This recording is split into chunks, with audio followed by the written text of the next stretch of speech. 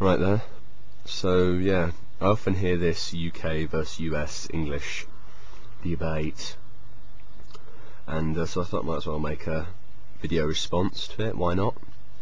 So yeah, it's kind of fun to make fun of Americans or vice versa, because you know, there's that whole rivalry thing. We feel more British if we can rally with our fellow Britons and go, "Oh, you Americans, whatever, you know, you spell colour wrong, ooh," or something like that.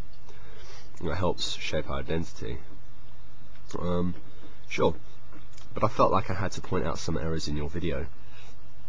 You say Americans, quote, took our language and made words like garbage, wrench, gelati, and are pronouncing words wrong like root, aluminium, and Rotherham. So let me make a few points. First off, they didn't take our language, and we didn't take theirs. There's the English language, and as settlers went to the States, English over there naturally evolved differently to how it evolved here. Neither one is right, neither one is wrong. Point 2. Languages change.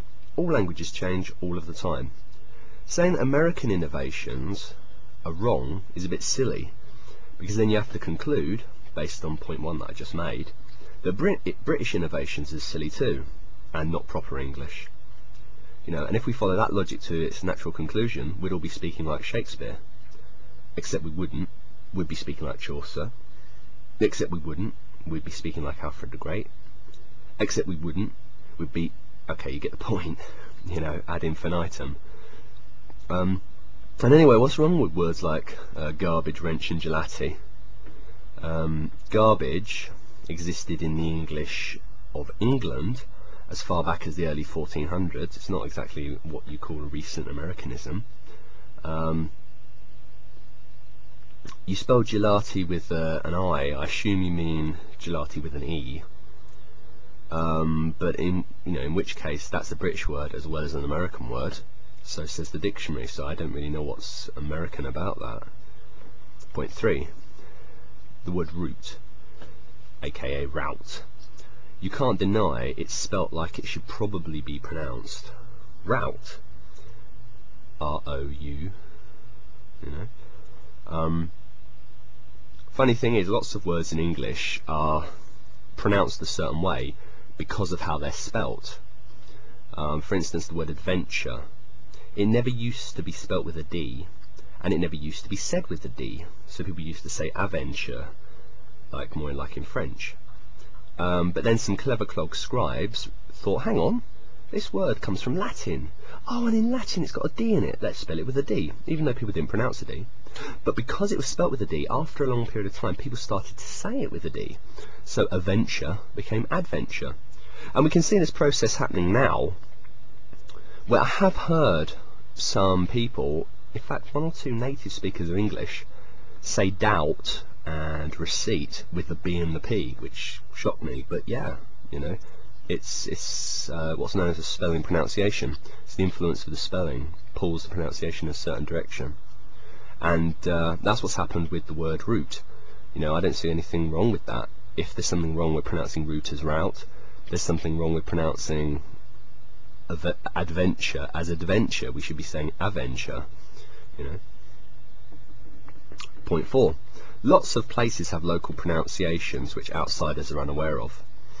Where I'm from, there's this place called Sion. Sion. That's S-Y-O-N. And most people not from the area call it Sion. You know, people pronounce wrongly the place names they aren't familiar with. What about this example I'm putting up on the screen now?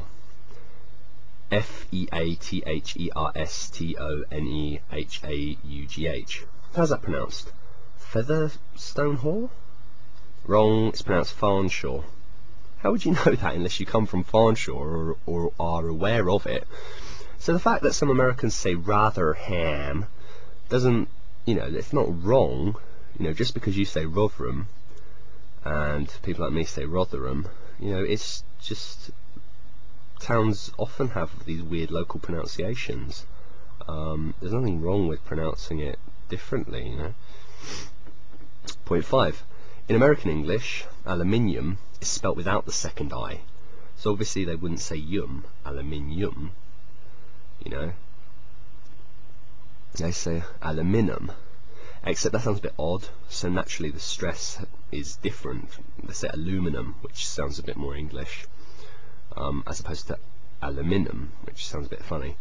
But anyway, the discoverer of aluminium, Sir Davy, his first name for it was aluminium, not aluminum, and not aluminium, but aluminium. But he changed his mind later and it became aluminum. So the Americans have got the quote right word here. In Britain and a few other places, the name was later changed to aluminium, based on the analogy with things like, you know, sodium, potassium, magnesium. But in America they kept the older words, so it's not like Americans are pronouncing it wrong. By your rationale, we're pronouncing it wrong, except as I've already made the point, neither of us are pronouncing any of it wrong, it's just different. So there we are.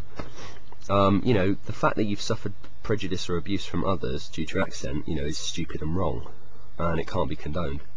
However, your video is factually inaccurate, and I'm not picking on you, because lots of people make these exact same mistakes, and I thought it was about time I made a vid about it.